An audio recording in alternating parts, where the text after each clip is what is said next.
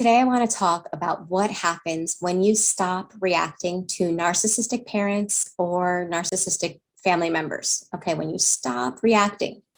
In other words, if you look back on your life and your relationship with this person, there's probably a good chance that you've been in a cycle where maybe things are good for a little bit, but suddenly things get rough and that person does things to seemingly intentionally hurt you or provoke you, right? That's what it seems like.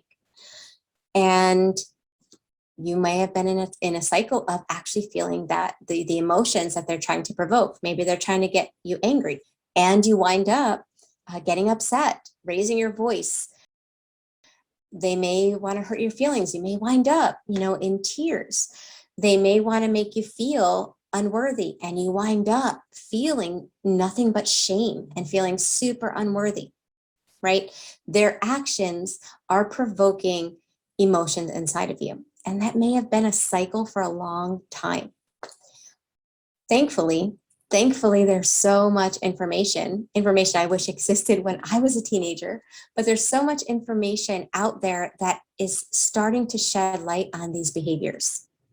In the past, children of narcissists, if they didn't understand the dynamics, which how could they have, right? If there wasn't the information available at the time they blamed themselves.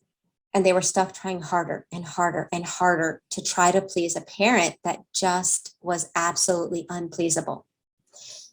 Now they're learning faster that they do their part, but it's the responsibility of the other person to also do their part.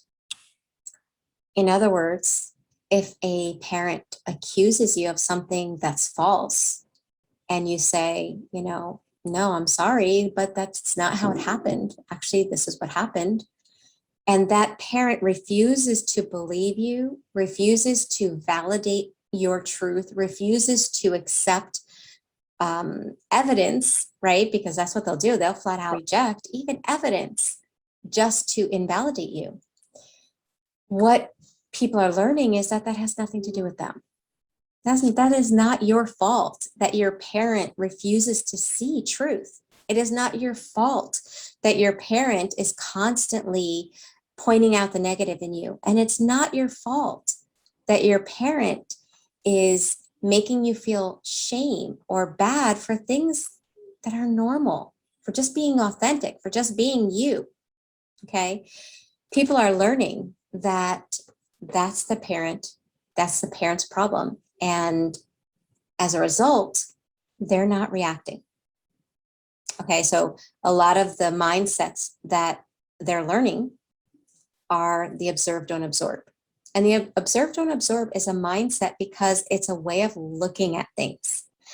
Before you understood narcissistic abuse, it was probably the mindset was, I need you to believe me for me to hold on to my truth. Because that's the mindset that narcissists teach. But knowledge is power, right? And you've learned that, it would be nice if your parent believed your truth, but you don't need them to believe you in order for you to believe you. And so because you have that mindset, you're able to observe and not absorb. You're able to observe when your parent is critical, when your parent is insulting, when your parent is just viciously mean, right? And that changes the dynamics, okay? Narcissistic parents, this is the hard part when you don't really understand narcissistic abuse. I think when you try to tell people about your family dynamics and you explain what I'm about to explain, anyone that doesn't know about narcissistic abuse might look at you and be like, I don't know what's going on. Something wrong here.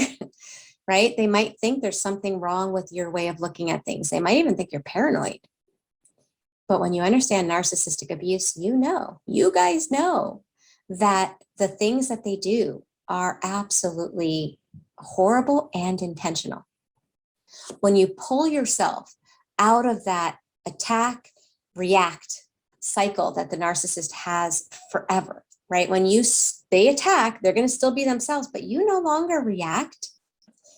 Instead of things getting better, they get worse.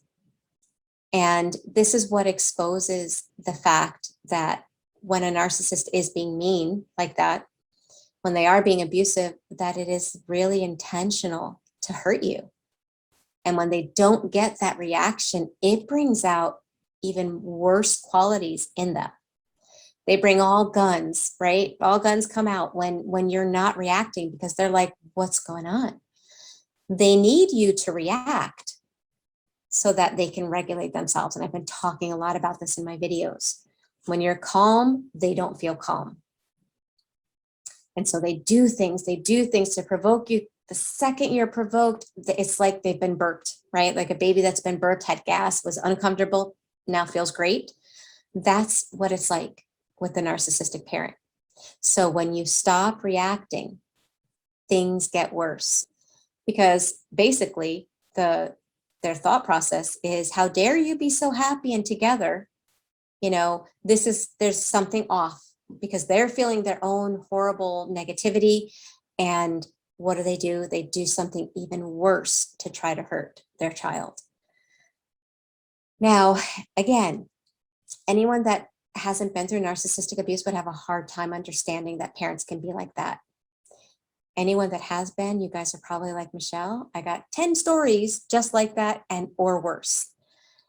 Okay, I get it. So my point is, the point that I really wanted to make with this video is, as you're getting stronger and as you're getting healthier, we tend to go get help. I get a lot of clients that tell me, Michele, I really want to be close with my parent. I really want a healthy relationship with them. And, my goal is never to either make or break a relationship. That's not my goal. My goal is to help you reach whatever goals you want. So as they're working through it and as they're getting stronger, they start to realize that while we tend to expect healthy relationships to be the result of healthy behavior, right? If you had unhealthy behaviors and now you're becoming healthier, you would expect that it reflects in your relationships. That doesn't happen with a narcissistic parent. The healthier you get, the worse the parent will be, because it alters and messes with their view of themselves, especially if you're the scapegoat. Because in their mind, you have to be the one with the problem for them to feel that they're good. When you're not with the problem, they see themselves as the problem. That's why the belief there's something wrong with me gets so ingrained in scapegoated children, because the narcissist knows on a subconscious level that there's something wrong with them. But they project that into the child that's the scapegoat. And the more that child lives in harmony with that belief, the more the parent feels okay. The healthier the child gets and realizes, oh my God, there's nothing wrong with me. Like, I'm a normal person, the worse the narcissist will get.